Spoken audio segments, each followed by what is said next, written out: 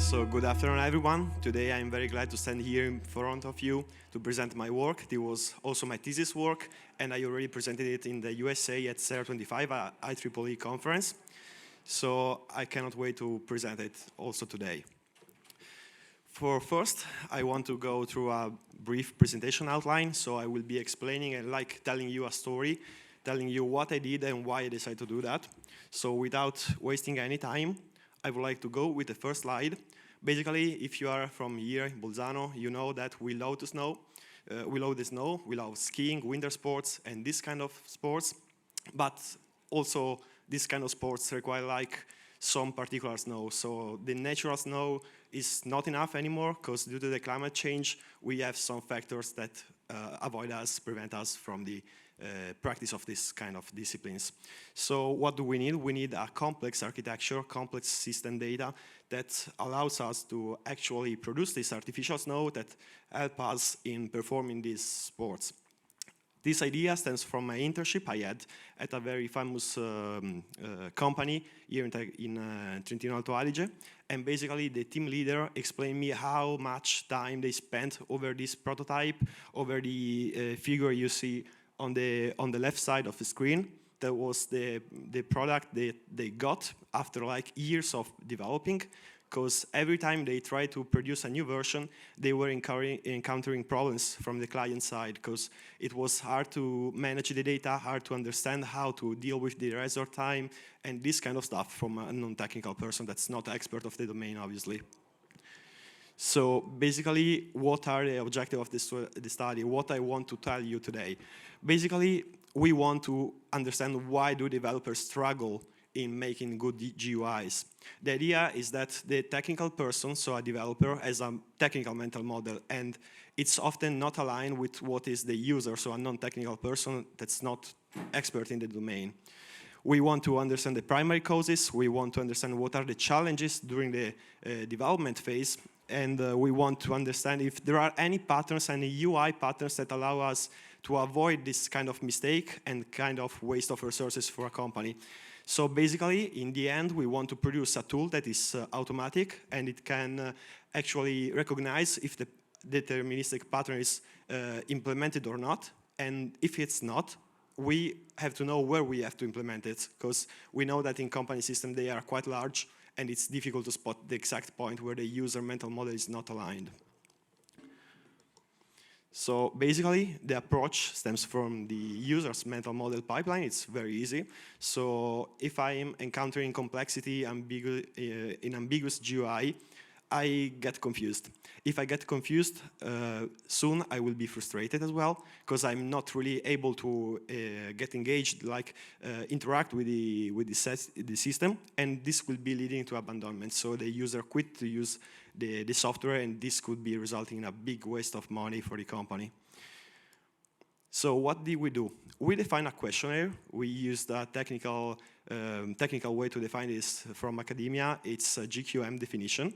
Basically, we formulated these 10 questions. And after this, we conducted interviews with practitioners. So we go directly to who is suffering from this problem. And through the grounded theory, from the transcript of the interviews, we build out a theory and we extracted 15 patterns that I will be showing you in very soon.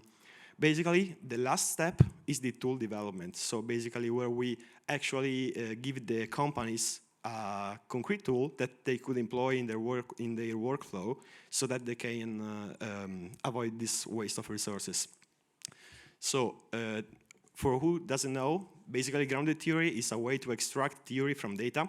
So something that's not up to the researcher, but it's to up the data, and I'm just trying to formalize it. It consists in 3 different phases. The open coding, so basically we go through all the interviews we conducted, and we extract labels. So you can see the main pain points on the figure on the slide. Then we have the actual coding and the selective coding. In this case, we applied a Strauss and Corbin theory version, grounded theory version. And after the phase of selective coding, we have been able to extract this pattern. And before showing you the pattern, I want to make clear what a pattern is in this case. We define like UI pattern as a generic solution that is often used on a GUI context to solve a specific problem. So a way to mitigate or completely avoid an issue that potentially could arise in the user mental model.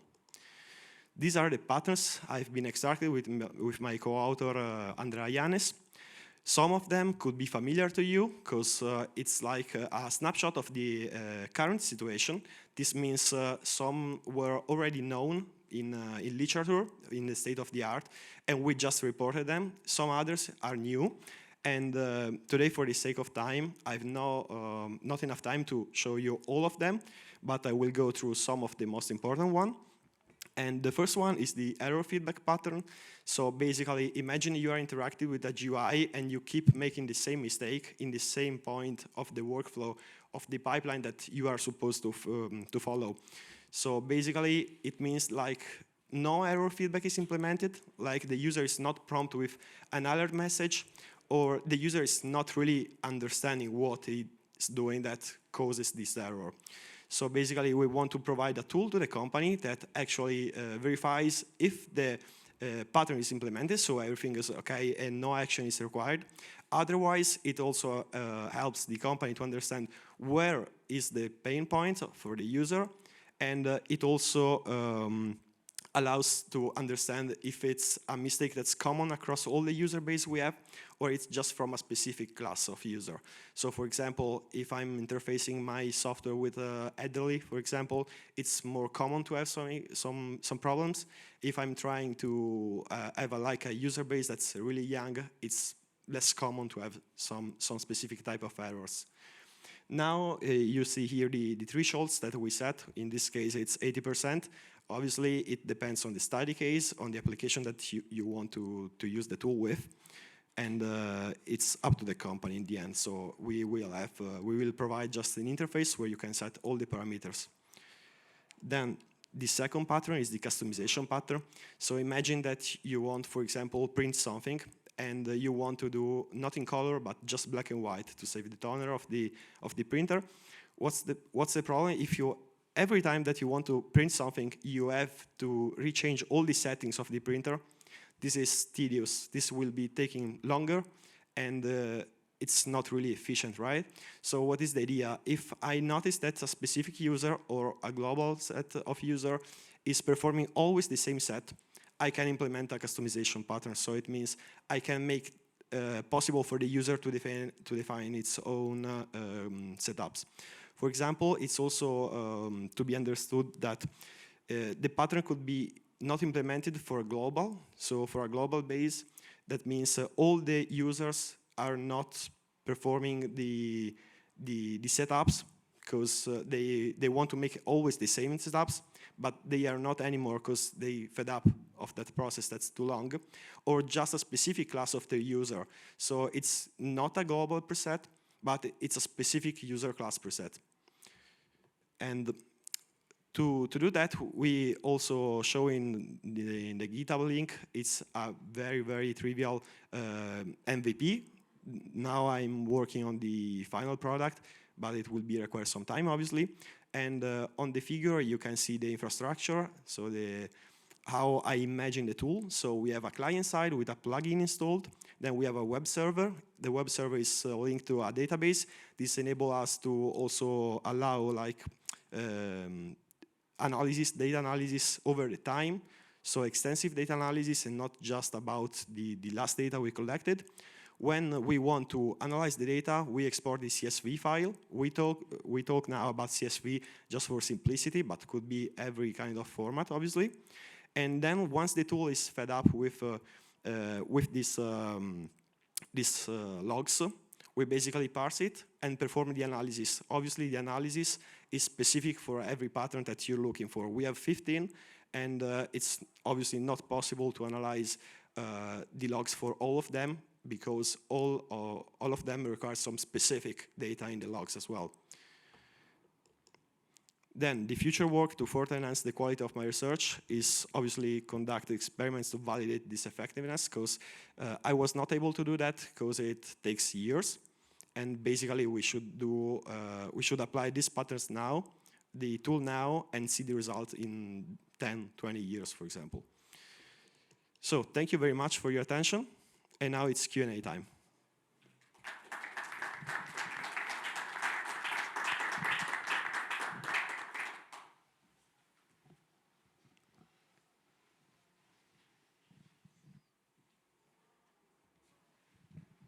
Why are we going to see results in only 10 to 20 years? That seems like a very long time horizon. Yeah, 20 years is just an estimation, obviously, because the idea is I found out from the interviews, applying the grounded theory, I found out what are the pain points, so the pattern that could be helpful in solving this mismatch between the alignment of the technical mind, let's say, and the mental model of the user. But obviously, this pattern should be tested, and we should be verifying their effectiveness in the following years. It's not something that I could do now, obviously, because if you imagine also we have various application domain, and to validate them, I should have example in a vast number of domains, right?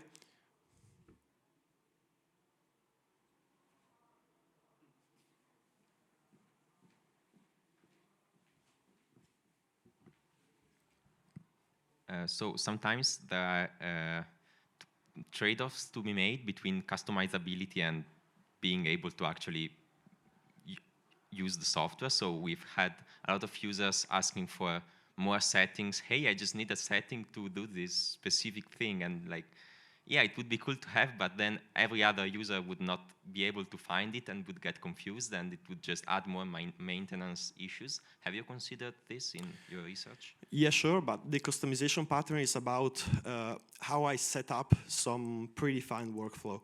So for example, if I have to print something, I can preset what are my options of print. This does not mean implementing new feature on user request, but it means having like GUI already set up as how you want to print, for example. So this doesn't mean like employing the development team for a new feature, just understanding where the user always performs the same customization. In that case, we can automatize it, obviously.